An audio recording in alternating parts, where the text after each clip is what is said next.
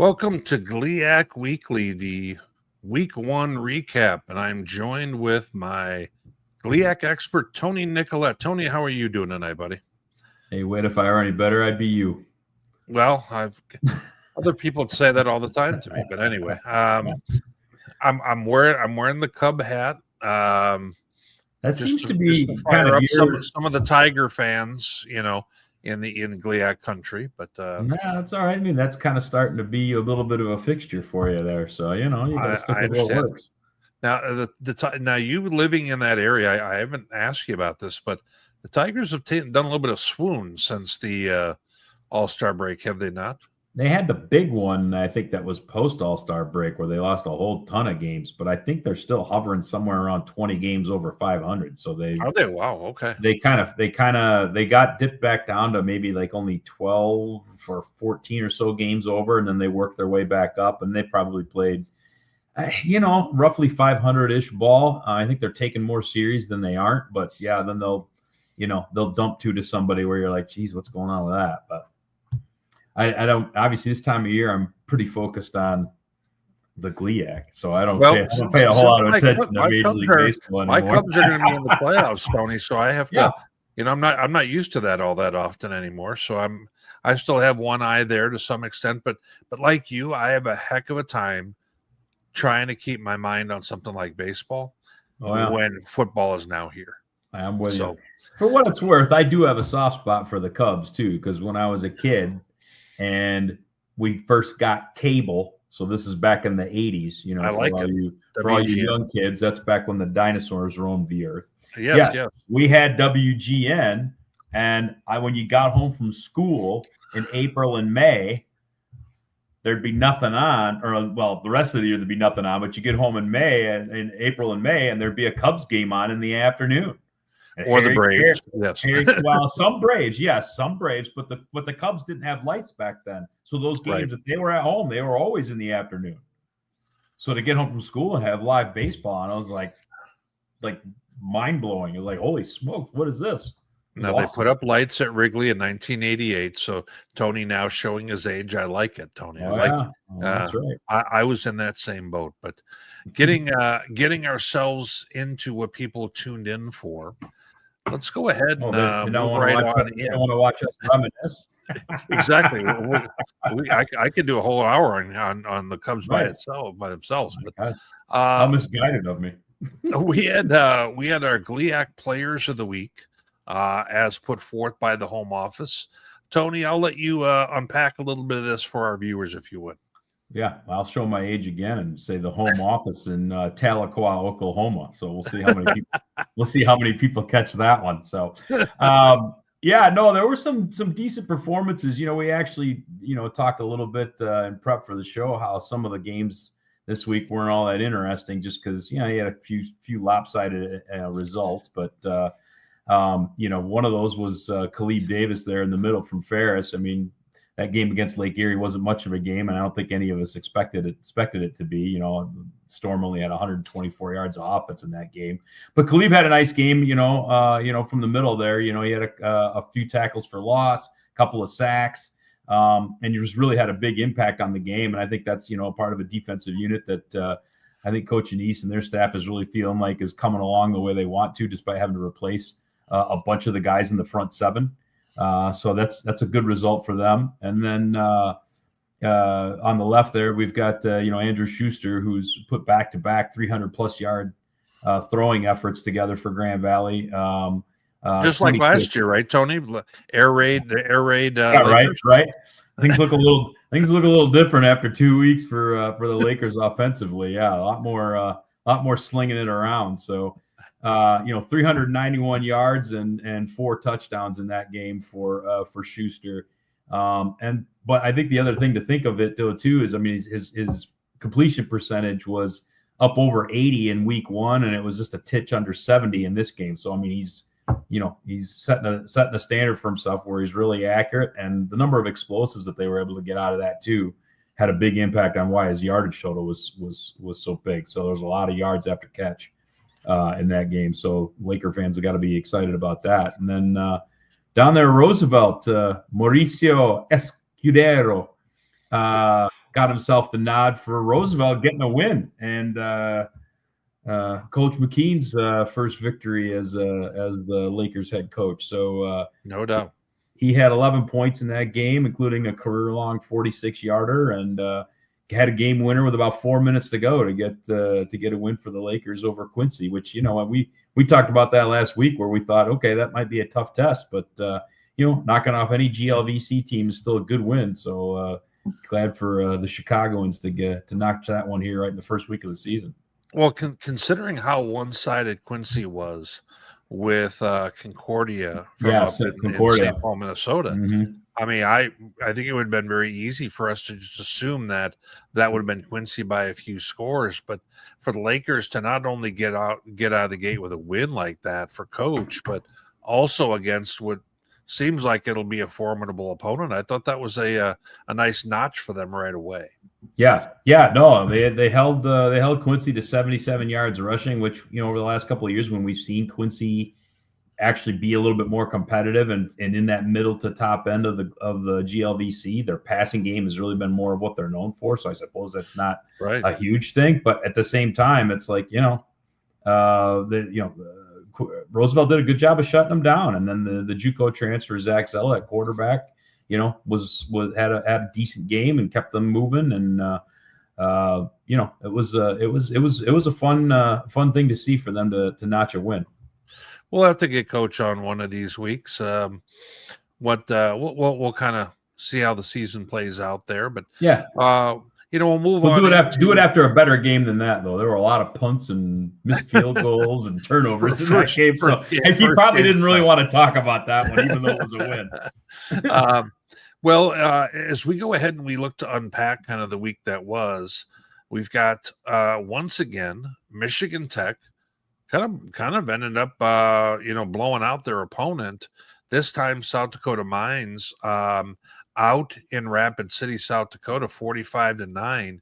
We've got some video from this game from local television out there in Rapid City, and as you can see here, plenty of sun early in this one, and a block punt gets Michigan Tech out to a good start, and they were kind of at this one right away pretty early, and they go in the Wildcat here, go ahead and get another score, and are kind of off and running.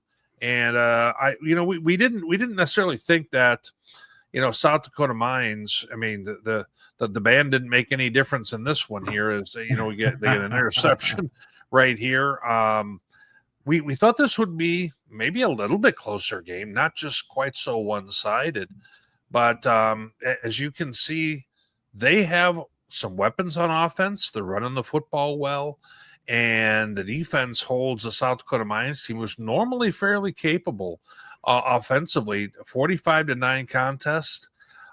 We don't have them ranked yet, Tony. I did notice there was another publication that did, or somebody else had them ranked, if I'm not mistaken. Just getting in the poll. Some great early respect for this Huskies squad and the start that they're off to. Yeah, well, and I mean, for as much as it's always tough to know where teams really are and where they should be ranked in the beginning of the season, I mean, I think we've since seen that maybe Bemidji might have a little bit more of a slog this year than they have in past years to kind of get to where they want to be. They were still ranked when Tech beat them back in week 0, so there's a little bit of a nod to Tech for that, but I think also the fact that they were pretty dominant in both of those games. And so when you could start bringing in guys like Drew Collins who can get a couple of touchdowns rushing, but then also I think he caught one too. Kind of as that H-back wildcat. I mean, you're already seeing something different from Tech with Alex Bueno being as multifaceted as he is at the quarterback position. Jake Ruff has been consistent as their primary running back, but then you get Collins in there doing some different things. They still have Ethan Champney on the outside. Nick Nora had a pretty decent game. So, I mean, you're really starting to see this Tech offense take on a potency and a consistency that we really haven't seen over the last stretch of years. And part of that's because they had a hard time running the ball in past seasons. And right. I think now the added quarterback component to the run is really making a difference for them. But this game was over pretty early. I mean, I think it was 21-0 at the half. And I was able to listen to a big chunk of it. And Bueno didn't play in the fourth quarter at all. I don't think. If he did, it was maybe a series. So I mean, yeah, they had called the dogs off, so to speak, pretty early in this one. Yeah, I mean, impressive. You go on the road like this, you're not sure how your squad's going to respond. And you go ahead and you win the day like this. I thought was a great sign for them. It feels like they're going to be that team that is kind of like the surprise team, or the team that, at least for now, most eyeballs are kind of on them as to what they're doing in the league so far. Every conference that we see kind of has a squad like that comes on, and it's really encouraging to see, what they're doing so far. I know we're only 2 games in, Tony, but interesting start. Yeah, very interesting. And they got a couple of ones that going to Hillsdale this weekend will be a challenge. And I think they got Upper Iowa coming up. But I mean, if you really look at it at face value, those are games that won't be easy, but they're winnable. So right. Yeah, Tech could really be an interesting story here by the time the league season starts. No question. As we move through the games, kind of ongoing, we've got Wayne State was hosting Tiffin out of the GMAC, and from what I recall, you were at the game, were you not, buddy? I was able to chat up coaches Wheatley and Ekins a little bit before the game, and check some things out. And my buddy Jeff Weiss, who's been super supportive of everything that we do here at D2 for close to 20 years that I've known him, and was able to set me up to come down. So my appreciation to the folks at Wayne. And it was a beautiful night in Detroit. And like, I'll tell you, it's an underrated place to see a game. And I've tried telling people that for quite a while. It's an old stadium, but it's got a really tall grandstand on the home side. I can see that. You can see this downtown Detroit. Got a little bit of the moon in there. I mean, it was a beautiful evening, great for football. And the football itself probably was not as intriguing as the homestanding fans might have liked. That game was relatively one-sided. I mean, Wayne's defense did a pretty decent job kind of keeping things tight for a little bit in the first half. But then as that game, was kind of still 10-0, Ethan Holbrook had an 80-yard punt return. And that kind of, I think, broke the dam open a little bit. And from there, it was pretty much all Dragons. And I mean, we spent a lot of time, talking about Alex Johnson at quarterback, right, and their running back Blackman. And he didn't have his best game. He lost a couple of fumbles. Johnson was okay, but Holbrook was the guy. I mean, he had kind of a Wes Welker, Julian Edelman, Brady Rose kind of a thing going, right? Punt returns, catching touchdowns, had a couple runs out of the backfield. He was everywhere. He was the guy that made things go for the Dragons in that one. And Wayne just really didn't have an answer for him. Yeah, I mean, and we thought that Tiffin could be a team that could be a real handful. We weren't just real sure. I mean, they don't play the same schedule, obviously, as a regular, GLIAC squad, but credit to them. Sometimes the other team just comes out and has a heck of a game, and Wayne will recover there, but kind of kudos to Tiffin in that one. Yep. Speaking of games that might not have been real tight, I remember when it said that they were favored by Massey by 49, and I said they're going to cover, ship it. That felt fairly easy to call, but Mazel tov, good prediction. Yes. This was that kind of game where Ferris obviously had Pitt the first week, the kind of game where you're very tested and you're not going to go very deep on your bench with that one. This is maybe a game where you got a chance to get the twos a little more breathing room, maybe a 3 or so. And it is what it is. And let's be honest, this is, some people who may look out and say, well, why is Ferris playing a team like a Lake Erie? Well, not everyone's signing on up to try and play Ferris, Grand Valley, and others. And they need to find football games. And Ferris had a really tough opponent first week, and not so much here. What did you take from this contest? Yeah, everything that you just said. I mean, it's, when you're in that, perennially in that top 10 of the national rankings, the idea that folks really are, lining up to play is kind of a misnomer. So, and at the same time too, I think that starts to stretch down, because I've talked to a few other coaches around the GLIAC who they've had a harder time getting games. And I think part of it is the physicality that is played, the level of physicality that's played within the GLIAC week in and week out. I think some teams don't care for that so much, even if it's in a early season type of tilt. So, I mean, it's just one of those things where GLIAC schools are going to look for people that are willing to play them and usually take them. So, and they've had, Ferris and Lake Erie have played each other a pretty fair amount since Lake Erie left for the GMAC anyway. So this isn't anything that's typically, far too out of the ordinary. But yeah, no, this was run-of-the-mill Ferris, dominating somebody, 625 yards of offense. Right. Wyatt Bauer had 3 touchdown passes, ran for $107. Saw a little bit of Chase Carter, who threw for a touchdown pass, and we talked about him in the preview show a few weeks ago. Even Carson Gulker actually spent some time at quarterback in this one and had a few pass attempts. So yeah, I saw that. Yeah. So, Kevell Cooper, we talked about him a little bit in the early season. He went over 100 yards on the ground. So, yeah, I mean, it was just your kind of standard fare, Ferris beating up on somebody that, probably just isn't in the same class as them punching wise, and then not a whole lot to see there. Fair enough. Yeah. Lake Erie starts off with an 85-yard, fumble recovery for a score, and everybody's probably looking around going, what's happening here? And then from there, 63 straight points. But I don't think anybody was probably looking around saying anything like that, to be honest with you. So moving on to our next contest here, we had Northwood and Northern Michigan in a very close contest. Well, I don't think any of us really knew what to. Is Northwood going to, get some distance in this game? Is Northern Michigan more of the team that maybe could let one get away against Moorhead a week previous? Yeah, probably have something a little bit in the middle here. Northwood comes out with the win, but Northern Michigan very competitive again. What was your take, Tony?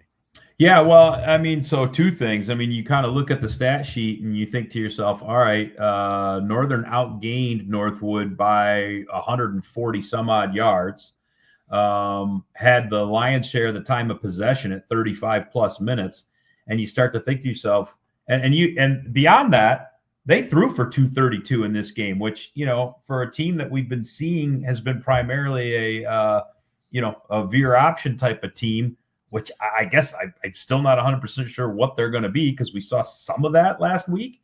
But yeah, it's like, okay, they're much more balanced. How did they lose? And a couple of key turnovers hurt them, gave up a kickoff return for a touchdown. That hurt them. So honestly, this is one where you have to sit there if you're Northwood and think, kind of glad we got out of here with the win, because in general, Northern kind of had the better of play throughout most of this game. Well, we take a look at Northern. You get a feeling that this is just a different unit this year, this time around, for sure, versus the last maybe few campaigns, which is good, because if you've got them a little bit up, you got Roosevelt up, it's going to make the league all the better and more interesting week to week as well. That's always what you want. You want to have it where there are more teams that are competitive, and of course, for teams that are thinking about playoffs too, they want all their league mates to win every out of conference game that they can, because then that just pumps the strength of schedule component of things up. So yeah, I mean, everybody's rooting for all the GLIAC league mates to win out of conference, and while Northern didn't pull it off yet, they've been a lot closer than I think we were expecting. I mean, that was a 7-point loss to Moorhead and only 5 on the road here. So I mean, it's they seem to be a lot more competitive on both sides of the ball here so far through a couple of weeks. Well, in our next contest, we weren't real sure coming on in, given what happened in week 0. Gannon looked like they probably could have very well beaten Davenport in week 0. Yeah. And, Saginaw Valley, let's just say they didn't put their best foot forward in their contest, in Northeast Oklahoma. But as we take a look in this, you think Saginaw kind of got it back and got their stride back a bit? Well, a little bit, but I mean, this is 2 weeks in a row where 2 weeks in a row where Gannon actually had a pretty decent game. I mean, they threw for 3 1/4 in this game, or just a tick under it. But Saginaw Valley's offense, I think, was far more consistent in this one than they were against Northeastern State. 485 yards of offense. You see Mason McKenzie didn't throw the ball a ton, but was hitting and got big chunks in the pass game, had 100 yards on the ground. You did see Terrence Brown get a couple of touchdowns. So I just think this was a much more balanced and a little more consistent output from Saginaw in terms of the offense. The defense, I think I'd still be a little concerned if I were a Cardinal fan, and that, okay, that's 2 weeks in a row we've given up 28 points. Right. Exactly. That's not a great recipe. At the same time, again, we talked about this in the preview last month, is that with everything that they had in terms of changeover within that defense, you knew it was probably going to be a work in progress for a while. So, okay, work in progress. You still knocked off a team that you probably should have handled, and you go into a big rivalry game, at least not smarting off of having, kind of underachieved 2 weeks in a row. I think what we see with Saginaw Valley's defense is something very similar to what I'm seeing in the Northern Sun with Bemidji State. Both of those units lost a large percentage of the top guys. Yep. And it's just a different deal from a top performing defense. And it's hard to just do next man up in those moments. It's not quite that easy. Yeah. And I think this is a team that when you get to the end of the year, I bet you they're going to look a little bit different defensively than they do right now. Because again, they lost so much of that top end. There are talented guys that are on that defensive side for Saginaw. A lot of them are just inexperienced. And so it's this live fire stuff is part of what gets you to the next step. And so I think, 3-4 weeks from now, 5 weeks from now, this defense might actually look and feel a little different than it does so far through a couple of games, but you still got to go through that growing process. Sure. Well, one of the more interesting games of the week, we weren't sure if it was going to be or not. We thought that maybe Black Hills would be a solid opponent. And we'll take a look at, we've got a little bit of video from this one, but the Lakers outlast Black Hills 48-36 at Grand Valley. And we're going to go ahead and see a little bit of kind of what transpired here in this one, and a little bit of what Grand Valley looks like in their, what I'm going to call new look offense, because this does not look like last year's or last few years for that matter. Grand Valley. I thought you were going to say something about the uniforms. That's what I thought you were going. Well, it starts off a little bit clunky here for Grand Valley because of the fact that Schuster gets sacked, and my first glance at that didn't look real good. He had a little bit of hobble to his gait coming off, but then he was okay. And Black Hills all of a sudden gets themselves on the verge of getting up a fair amount in this game, and TJ Chukwara is off to a real big start this year between what he did against Sioux Falls and what he did against Grand Valley. A real notable performer. But boy, I tell you, Schuster responded well here, throws a heck of a nice ball. And as we're taking a look here, Lynn Weichel is he's a guy for them. He can move well. Look at this, move here in space. Whoop. And then you're going to see again, Schuster, his ability to throw the ball with this nice a touch. I mean, Sean Bird scores, and I think that he can be a guy for him downfield with the way he runs. And I start to take a look at this. This does not remind me at all of, Grand Valley, where we're doing ground and pound of late and things of that sort. I just really, I think it's an exciting thing here. And you see some of the speed that they have at a few different spots, and the very explosive team. And then we get a punt block for Grand Valley, and this is where they get themselves a little bit of distance in the ball game when we get to 34-17. Now, I felt that Luke Doobie, the quarterback, for Black Hills. I thought he was under duress. You see Cardamone miss the sack here, and then we got to work on some of this tackling here. But TJ Chuck Warris scores again. I think he had 3 on the night. He did. But 2 weeks in a row. Grand Valley, the explosive plays that they have here, and you see Reed get loose, the speed that they have and what they can do in a smaller play like that and kind of turn it loose. Tony, this is a little bit different situation than Grand Valley a year ago, where it was more about, or even the last few years, more about, ground and pound and then maybe a few play action shots. This, I tell you, Andrew Schuster, if you're a Lakers fan, I think you got to be cautiously real optimistic about what you're seeing here through 2 weeks. Yeah, and for a guy to have only played twice in both of those games, he's throwing for 300 plus for a team that's not known for throwing the ball, that much. Right. That's obviously something that'll buoy the Laker fan, I suppose, a little bit. I mean, I think one of the other things that kind of sticks out too with this is that Grand Valley averaged almost 8 yards a play this week. I mean, so it's like that's another week where they're running between 18 and 20 snaps fewer offensively than who they're playing, and yet they're still scoring all kinds of points. So because of those explosives and now Coach Wooster, an old line coach at heart, I know is not thrilled about their not running the football like he would probably like for them to. So do you think he gets a little bit conflicted with some of the offense where maybe they're having to throw it a little bit more because of that, but he would much rather be able to have the success on the ground, but they're having the explosives. So it catches you both ways, right?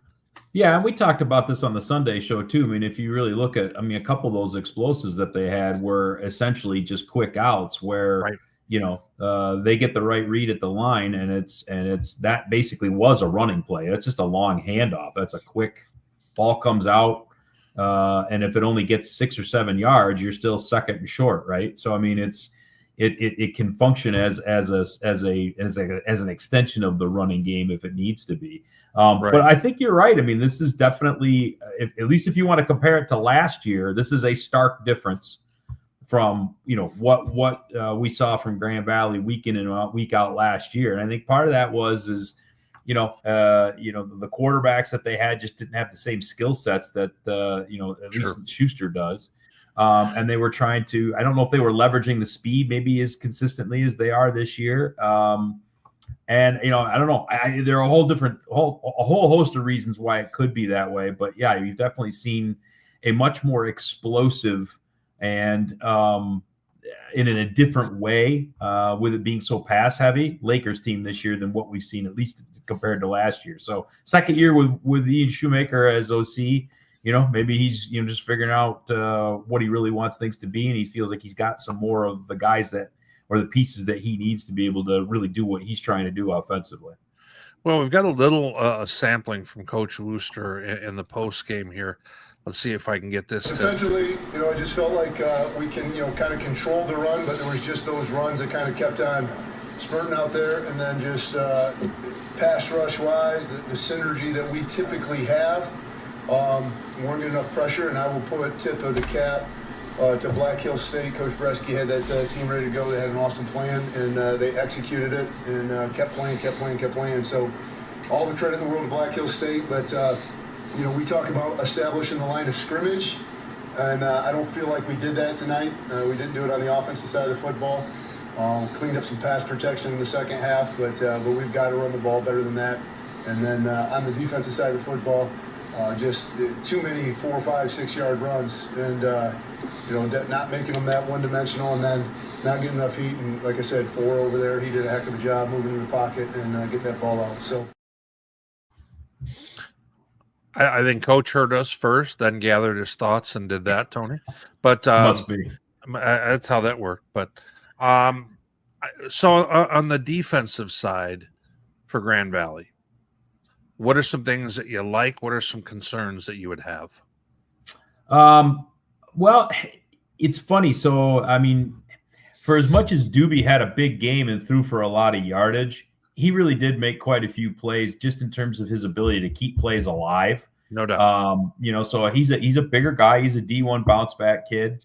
So he's got some size to him, and he's not that easy to get onto the ground. I think Grand Valley still had 4 sacks in this game, but for as much as he was under duress, he was really adept at sidestepping it, and he found open guys. And when you have to cover a little bit longer because quarterbacks are keeping plays alive, if your secondary isn't lights out, it's going to you're going to open yourself up to a few slips on the back end. And we definitely saw that. And again, we've talked about this for a couple of weeks now, that Grand Valley's back end is going to be a little bit of a work in progress. And we definitely saw that get exposed a little bit on Saturday night. So if over the long stretch of the season, that's a part of Grand Valley's defense that really is going to have to come on quick, because it's going to get tougher and tougher here as they go through the schedule with teams who can actually throw the ball a little bit. Absolutely. As we kind of finish on up with the games, Roosevelt, as we mentioned earlier, not just a win here. And I thought that this was mildly unexpected. Coach Billy McKeon getting his first win as head coach of the squad, 1-0 right out of the chute. And, what certain things did you take away from this contest for Roosevelt, Tony? Well, we weren't really sure who was going to play quarterback for them. So, Zach Zella, the JUCO transfer, took most of the snaps under center. And had a decent game, a touchdown and a pick, threw for 221, nothing particularly overwhelming. I think to have Cam Davis go 126 yards in a score at the running back position, I think that type of consistency from having a reliable kind of every down back was something we didn't see as much of from them last year. So I wonder if that's a function of maybe Coach McKean's trying to do something a little bit more physical and has the offensive line to be able to make that happen. Obviously, we're going to want to see them do that against a couple other teams and see what they do when they're playing GLIAC defenses. But nevertheless, I mean, I don't recall seeing any running back go for that type of a number, except maybe once in their 10 games last year. So to come right out of the chute and get that kind of a performance that you can hang your hat on like that, it's got to be really exciting for them.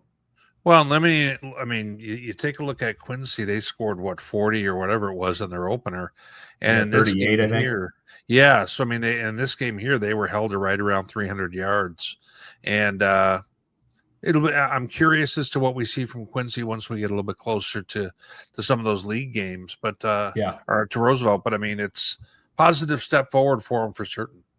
Definitely. Well, let's go ahead and take a look at what we have upcoming this week. We've got Wayne State apparently is playing the GMAC part of their schedule, and plays Findlay upcoming. Then we've got St. Thomas, Northern Michigan. We've got Michigan Tech, Hillsdale, like Tony referenced earlier, Davenport, Truman State, interesting matchup. Southwest Baptist against Roosevelt, Grand Valley Pitt, biggest game nationally in D2, Northwood, Saginaw Valley State, and then Tiffin, Ferris State. So let's go ahead and kind of break down the games, Tony, in order. We've got Wayne State first, 0-1. Heading on into Findlay 1-0, who's coming off a win against Indianapolis 38-35. What do you make out of this one, buddy?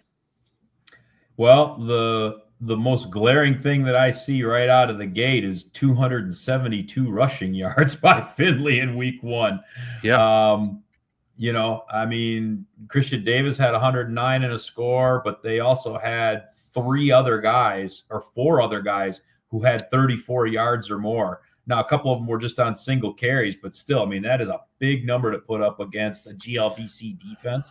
And for Findlay, we were kind of looking with Matthew Reeve transferring out. We didn't really know how they were going to have quarterback play wise. And Chase Harrison did throw a couple of picks in that game. So I think there are some vulnerabilities there. So if Wayne could play with the same physical style that they did against Tiffin, I think this game might stay closer for a little bit longer than you think. if they can match that physical level that they did. Now, the flip side of that is offensively, Wayne's going to have to start figuring out how to move the ball. I think they only had, if memory serves, it was something in the neighborhood of 30 yards of offense in the first half last week against Tiffin. Right. Champ Edwards did not start the game, but he did play the whole second half. And we saw, I think it was, Brazil and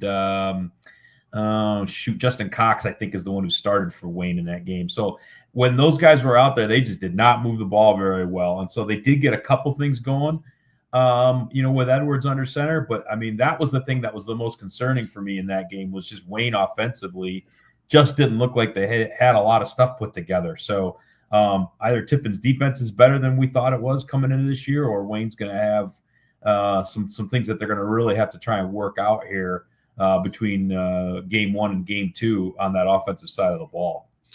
Yeah, it feels like this is a big ask for them at this point, coming off of the game that they had with Tiffin, for them to go in and beat Findlay. But I think if they can compete with them here and set themselves up in a spot where they're ready to jump into conference play shortly thereafter, I think that might not be a bad step for them. We'll have to see how that one goes.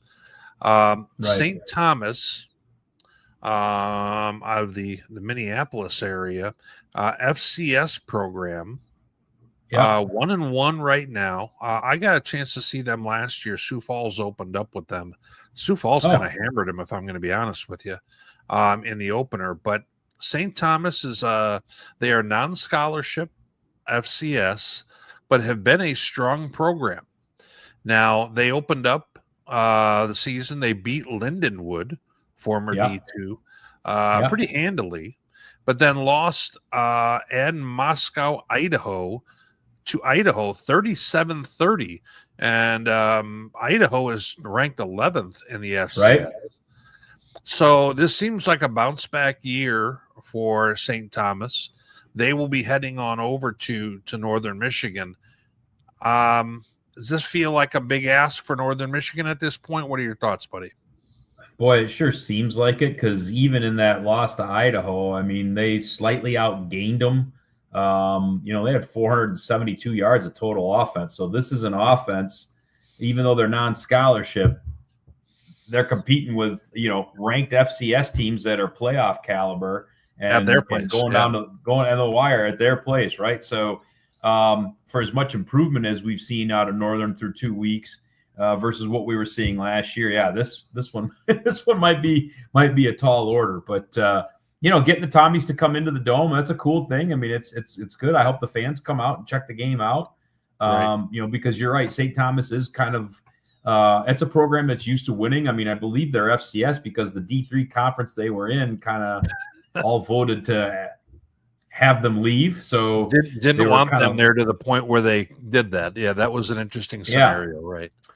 Right. So this is a program that knows how to win in the non-scholarship model, and they're obviously continuing to do it even at the FCS level. So that's a team that's probably going to be one of the better teams that Northern will face all year. And so, hey, if they can keep the run going and still put up some points and be physical and put up a bit of a fight in this one, it'd be entertaining to see. But I think this might be a big ask. Yes, it does seem like it. Michigan Tech going into Hillsdale. I think this is a really interesting game. Hillsdale has been mid-level last handful of years, and kind of that team we're nipping on some other teams' heels. How do you see this one? Yeah, so obviously this is an old GLIAC rivalry, and these were two teams that used to play super competitive games, in part because when Coach Otterbein was at Hillsdale, the model of play that they had was very similar to what Tech typically would employ, which is, you get yourself into third and short, you keep the ball as long as you can, high third down percentage conversions. You don't beat yourself. You keep the penalties, in that, 4 penalties for 30 yards a game, that type of thing, and you dominate time of possession, and you put points up when you get your chances.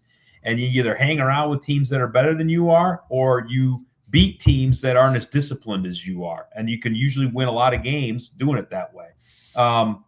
Hillsdale, since they've been in the GMAC, I think they're year in and year out. They haven't been quite as competitive, maybe against some of the GLIAC teams. Michigan Tech's done okay against them. But, hey, after 2 weeks, this is a different Tech team than we've seen. I don't think there's any question about it.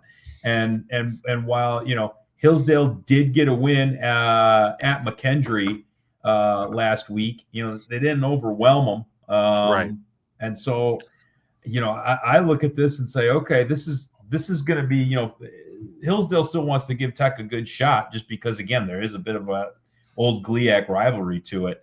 But, if I'm Tech, I'm feeling really good about the fact that, hey, we can be multiple on offense. Nobody's really slowed us down yet. This is probably going to be a little bit better test in some regards. I mean, I think South Dakota Mines is just, after Jake Martinelli graduated, I just think that offense is a work in progress. Hillsdale's is going to be a little, Hillsdale's is going to be a little bit more polished, and so this is going to be not a game that Tech's just going to walk in there and win. But I think it's one that they should be able to win. But they're going to have to work a little bit harder, I think, maybe than they have the first 2 weeks. Based on what we've seen from Bemidji and Mines in their other games. Yeah, I envision Hillsdale hanging around in this. Yeah. They'll probably have a lead at certain points too. Home, they'll be fired up. Yeah, this is a good game for Tech to have right now. It really is. I think on their if they're going to be on their ascent. Yep, and we're gonna learn a lot about them from this one, and I'm actually really looking forward to that. Davenport going against Truman State here. A very interesting matchup because Truman State was a team that we thought was maybe on the cusp of being a top 25 team preseason, but are 0-2 at this point. One of them is a loss to D1 FCS Butler, if I'm not mistaken. Yeah. In a game where they hung around, but Truman's other loss was to Washburn of the MIAA. Yeah. In a game that they probably could have won. It was only a 3-point game. And Davenport didn't exactly knock our socks off in their opener with Gannon. So this one feels like a tough one to call. Yeah, but I mean, again, you and I both, I think, picked them on the Sunday show. And again, part of why I picked them is this is the type of game that Davenport tends to find a way to win. And I'm not always sure how they do it. But they go on the road. It's usually an 8 or a 10-hour bus ride, and they're probably tired and cramped from being on the bus. And they don't play real clean. They probably only put together maybe 15 or 20 minutes straight of really good football, and it's sandwiched around other parts of it where they're kind of clunky and inconsistent. And yet they somehow come home with a win 7 out of 8 times. I'm not sure how they do it. Like we talked about, they really had no business winning that game at Gannon and save the 100-yard interception return. They probably don't, because that's obviously a 14-point swing. In this one, I think to me, if I'm Truman, giving up 300 a game through the air is going to concern me a little bit. But at the same time, Davenport in that first game didn't show that they were really able to chuck it like that. So this is a game where I think if Davenport's offensive line can establish things and they're able to run the ball as well as they did 2 weeks ago, that's how they're going to have to win it. Cephas Harris is going to have a good game. Maybe Dwan Mathis gets loose on a couple of keeps. I think that's what's going to have to be the way that Davenport try and dominates the line of scrimmage and the time of possession, and hopefully puts up enough points to get a win. I feel like they're a better team than what we saw offensively in their previous contest. I actually did take Truman on the Sunday night show. Oh, did you? Because I just thought that they had a few guys at quarterback and running back that I had some real belief in, but at the same time, I totally agree with you on the physicality part for Davenport, and that could very well just take the day by itself. Davenport has shown that before. So I think this is a coin flip game. I'll be real interested to see how that one turns out. Same. As we move forward, Southwest Baptist, they are playing Roosevelt, and feels like a chance Roosevelt to get out of the gate and go 2-0. Both games have been at home here. Now, the Southwest Baptist defense gave up almost 550 yards in their other contest. Roosevelt kind of feels like they're trying to play a little different style. How do you see this one coming in? No, I think that's just the same story as the previous game, where I think Roosevelt is going to have an advantage physically. And if they can own the line of scrimmage, and Cam Davis has another nice game throwing it or running it, and maybe Zach Zell is able to just open the offense up a little bit more and avoid the mistakes. Obviously the passes on the back end, Southwest Baptist is a little susceptible. So I think you might see a bigger number from Roosevelt in the passing game just because they can. It'd be great to see them get off to a 2-0 start after, just joining the league a year previous. Yeah. But the next game we have is a pretty big one here. Now, don't read it the wrong way with one team being 2-0 and the other team 0-2. With Pitt State having played Ferris State and then Central Oklahoma, two teams that will probably be in the top 10 by the time we get to the end of the year. They've played a real strong schedule, both games on the road. So Pitt returns back home for their home opener here, and Grand Valley brings in kind of the 46.5 point a game scoring offense. I think that this is an interesting matchup in that can Grand Valley continue to have this type of success through the air against the Pitt State defense that's honestly kind of young. This is a young defense for them, but one that they always find a way to play solid defense and to keep Ferris State from not blowing your doors off and having that game be competitive says a whole lot about how they play defense. And Tony, I think this is just a really intriguing matchup to see how a young quarterback does in that environment. The band's going to be playing throughout the game like they do in MIAA contests, primarily at Pitt, if we're going to be honest, where that is a league rule that you can do that. So don't be surprised, Grand Valley fans, when you see or hear it. But there's going to be some things that Grand Valley is going to have to really overcome here. Oh, no, for sure. And so, I think you saw Black Hills' defensive front. Even though Schuster put up the numbers that he did, he was not as comfortable, especially on some of the more vertical types of plays that they were trying to get going, as you might like if you're a Grand Valley fan. And then obviously, the Lakers did not run the ball effectively in that game either. So, it was a situation where Grand Valley just at its core still wants to be a run-first team, and then they throw based off of that. And so for them to basically have to abandon the run and either use the short passing game in lieu of it or, really chuck it, I think that was something that surprised a lot of us who watched that game. But the flip side of it is they were successful with it. I'm trying to remember. I don't know that Grand Valley maybe only had one turnover. I know that Schuster didn't throw any interceptions. There might have been one fumble loss at some point in the game.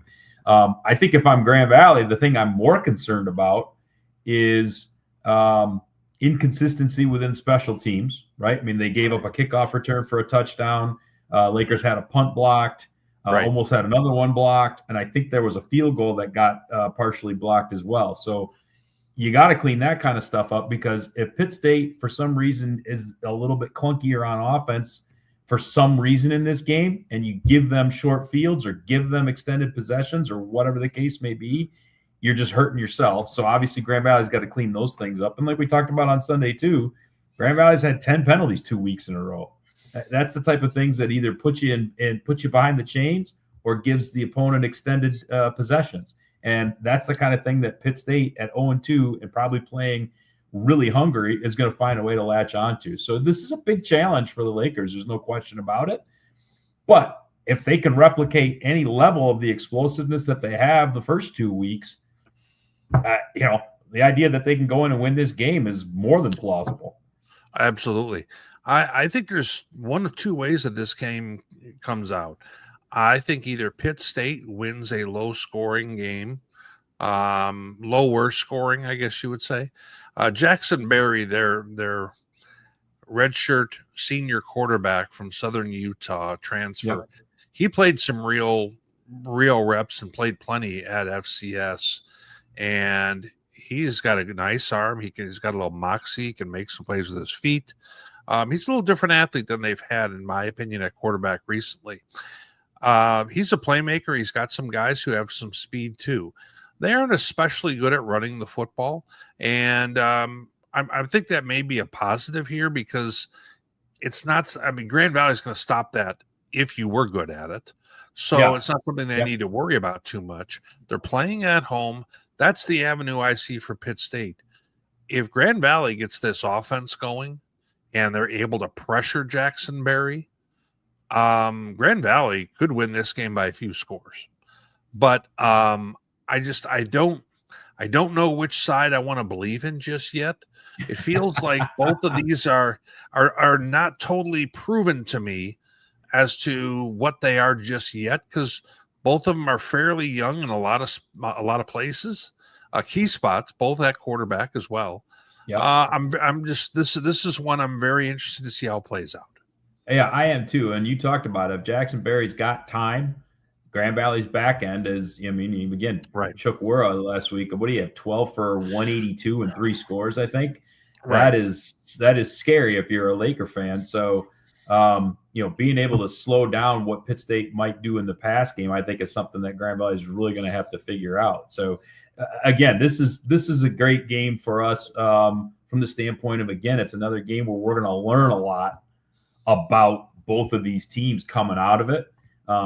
Just like we've talked about a couple of other games that we've been previewing here, there's a lot for us to learn. What's Saginaw Valley really going to be coming out of that game? What's Davenport really going to be coming out of that game? So we're going to learn about these two teams who, again, and if Pitt State were to fall for 0-3, they would have played the number 1, number 5, and number 5 teams doing it. You still have to think, you could look at a ton of the teams that are ranked 12 and down, and you'd still take Pitt State if you lined them up. That's the litmus test right there, isn't it? Yeah, it's just such a tough way to start the season for the Gorillas, and it's like you admire them, and you almost think, boy, that's if you're rooting for a team, you don't know if you want them to do it, because it's just like, geez, what are we doing to ourselves? Yeah, well, and we had talked about before the season that Pitt's putting themselves in this position. All the credit in the world for them being this ambitious with their scheduling, but there has to be a careful what you wish for component with that too. For sure. So as we've kind of get close to rounding out the games, we've got Northwood playing in the Axe Bowl with Saginaw Valley here. Saginaw Valley is probably thrilled that we are finally back to a point where they're going to get a chance to try and avenge a game that I felt has hung over them ever since they played it, Tony. Well, you talking about last year's game? Oh yeah, we've talked about it time. Yeah. Yeah, it's a fair thought. The idea that hung over them all year. They moved on and they played some pretty good games. They had a couple of big wins. They played both Grand Valley and Ferris super tight. Maybe could have gotten over the hump with either one of those. But then, they definitely kind of ran out of gas against Tech at the end of the season too. So, I mean, if they had taken care of business against Northwood. I agree. I think they probably find a way to beat Tech at the end of the year, because at 9-2, there's a real legit shot that they're making the bracket, and they're coming in with a little different feelings. Yeah, exactly, for sure. And I think this was a game too where they just I don't know if it was a lack of focus or what it was. I heard some varying stories from some different people close to the program, and I'm with you. I think this is a game that they felt like they let get away from them. Yeah. And it just was one where they just weren't as dialed in as they need to be. And that's not to disparage Northwood. I think Northwood went 6-5 last year. So it's, this isn't the 1-10 Northwood that we were seeing from a few years ago. That's a team that's, kind of getting some stuff going here. But yeah, this is one I think Saginaw wants really bad, especially in front of the home fans. Well, and Tony, in regards to like rivalry games and things like that, you obviously had gone ahead and put this on in here. What can you tell us a little bit about what's happened in the past with this rivalry? Well, so these two schools are only about, I don't even think it's 20 miles apart.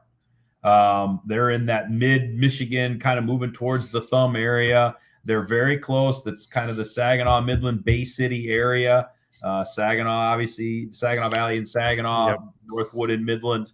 So this is their closest geographic rival. And they were both in the GLIAC pretty early, but they've been playing each other, I think, since 1974, I believe.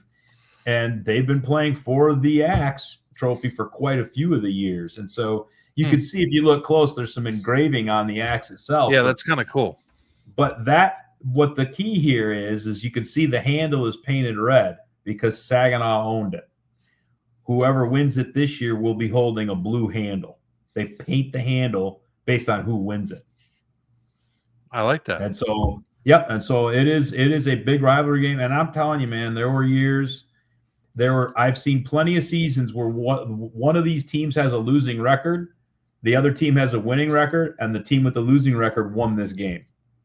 Over the last 20, 30 years of watching the GLIAC, I've seen it more times than I can count. That speaks to a rivalry for sure. Yep, you throw the records out in this one. Moving on to our final game that we have on the slate here, Tiffin goes on into Ferris State, and right now, given what Tiffin did in their first game, I would feel real good about them going in to play a lot of places not named Ferris. Yeah, right. Now, can Tiffin have a puncher's chance to stay around with them? You know what? Slippery Rock did last year, and I'm not sure if Tiffin's a ton different in terms of their identity than Slippery Rock. They can throw the ball, and that it looks like if there's any way to try and attack Ferris, maybe it's being able to do some of that down the field. Good luck having enough time in which to do so, but right. we saw Slippery Rock go ahead and have quite a bit of success, more than we were expecting last year in the semifinals. So Tony, how do you think Tiffin has some of that puncher's chance, or do you think Ferris just ends up being way too much right from the get-go? So I think if Tiffin's going to have a puncher's chance, I think Ronald Blackman's got to have a better game, be able to consistently churn out yardage so that they can keep Ferris's offense off the field. I think that's the first thing. Yeah, great point. Because defending Wayne's defense is not going to get confused, or Wayne's offense is not going to get confused with defending Ferris. So for as easy a time as Tiffin's defense had a week ago, that is not what they're going to see this week. So right. Unless Ferris has one of those, risk tolerant games where they commit 14 penalties and fumble it 4 times and lose all 4 of them, Tiffin's going to have to be very precise with their offensive possessions, and they're going to have to get points on at least 3 out of every 4. And that's going to be their only chance to really, I think, keep this game close, much past the break. Because again, Ferris is they brought so much of that old line back, and they had so many guys who were rotational from last year who are now stepped into starting roles, and they are dominating the line of scrimmage through their first 2 games in the way that we would expect them to. And that is not something that Tiffin saw last week from Wayne's offensive line. Well, and for those tuning in who are thinking, well, is that just because Ferris is the number 1 team in the country? This is really more about what have we seen Ferris do in the last handful of games where they have played top competition. Yep. Whether it's the playoff run they went on last year, or the fact that they were really never in trouble against Pitt State in week 0. Correct. And, Pitt State, we have them ahead of Tiffin. So it's one of those deals where this isn't just the number 1 team. It's kind of the number 1 team that we really think is going to be a real handful for most of D2 to hang around with. So it is what it is. But some interesting games with the Tiffin game, with Grand Valley going to Pitt, and obviously the Axe game. So we've got some nice games here, I think, for this week, Tony, along with some others. As we go ahead and we take a look at our top 25 that got published on Monday, right now in the national poll that we have, number 1 and number 5, both from the GLIAC, and then a little bit of a space there between us looking for another GLIAC team that might head on in. Yeah. Tony, if we were to look at who's kind of heading the charge right now, it feels like it's got to be Michigan Tech right now, doesn't it? I think it's hard to argue with that. Obviously, sitting at 2-0, and have been pretty much dominant in those two efforts. And again, Bemidji was ranked when they played them. So I mean, you got to win over a ranked opponent, and a couple of pretty dominant wins. And then I got to see again, we're going to learn a lot about them this week, playing somebody that knows them well. So that's going to be a little bit interesting too. And knowing them well may not matter, just because again, there's so much more multiple this year offensively than they have been in the past. So I think Tech, you could start to see them, possibly sneak their way in. Certainly, if they get to 4-0, I think it's going to be really hard for the voters to not acknowledge the fact that maybe they beat teams that you could consider that they have overmatched, but they still won all 4 of the games, especially if they're convincing in them. But a lot of football to be played. Right. And in consecutive weeks, if my memory serves me right, 6 teams and then 7 teams in consecutive weeks in this top 25 lost. Now, just because you lose in your top 25 doesn't mean you automatically fall out. I mean, Pitt's a good example of that, but because of the fact that if these top teams are playing each other, I mean, does the loser really that bad? So you don't drop them a bunch. So I know we've joked around about this before. Some folks feel like 0-2, you got to not be in the standings. Well, this is, in the ratings, I should say. And the reason I said standings was because these are not standings. These are opinions of how good these football teams are and snap judgments. Yep. And none of this on this board here, 1 through 25, has any bearing on playoff selection, who's making it, where they're at, or any of that stuff. So this is for entertainment purposes only, folks. So always kind of keep that in mind. Sure. And I mean, and if I'm looking at it too, and people want to complain about Pitt State sitting there, I mean, you got to look at it through the lens of they played UCO, took a huge punch in the first quarter, being down 14-0, had that game back to a point at the break, and only lost by 3 in a game that could have gone either way. Yeah, they missed a chip shot at the buzzer. Yeah. Right, exactly. Had a chance to tie at the buzzer. So it's not like they got, completely, dominated and just handled. That was a legit game. And so nobody's going to complain about, if no one complains about UCO being at 12, you can't complain about Pitt State being that tight, especially considering who they played and how close they've played. They held their own against Ferris, and then they could have won the game against Central Oklahoma. Then what are we talking about? Totally. Then we're talking about, is UCO still ranked at 0-2? Right. They would have just flip-flopped, but nevertheless, right? Exactly. Well, as we move forward, I think a very exciting week upcoming for the GLIAC. A lot of out of conference, games there that are, I think, very interesting, Tony. You're going to have, as we kind of move forward, Tony, you're going to have a chance to, you're going to attempt to see the Pitt Grand Valley, or is that something kind of still up in the air, uncertainty? I think that's in the plan. Yeah. Fair enough. That's kind of a fun time. And I am taking a weekend off of going to games. And I'm going to go ahead and kind of soak in some, I'm going to have Mankato Duluth that I know I'm going to be watching. And then, there's plenty of other interesting ones. And let's be honest, Thursday, there's Pueblo and UCM. So nationally, a lot of interesting games coming up yet in the next few days. Love all of the non-con we're getting, Tony, and the matchups that we're getting. Yep, tons of it and tons of fun. And get credit to all these schools for going out and scheduling interesting opponents to play. And there are a lot of these games that you think back 10 years ago when some of these conferences were even more insular than they are now. Heck, even 3 years ago. Stuff, right? So we had the Northern Sun locked up and the MIAA locked up. That was Well, Yeah. and PSAC used to be more locked up, and so it just this is so much more fun as a fan, and for us to be able to cover, and it just it is really great to see these schools going out and making this stuff happen, and I'm hopefully the fans really realize how neat it is and are getting out to some of these games and seeing them in person and enjoying it. No doubt, no doubt. Well, that's all we have for tonight's show. You will see Tony and I on Sunday evening on Inside D2 Football, where we will talk about plenty of these results. But Tony, you have yourself a good night, and thanks for joining me. And everyone who's looking in on our shows and catching all of our stuff, once again, appreciate you for tuning in as well.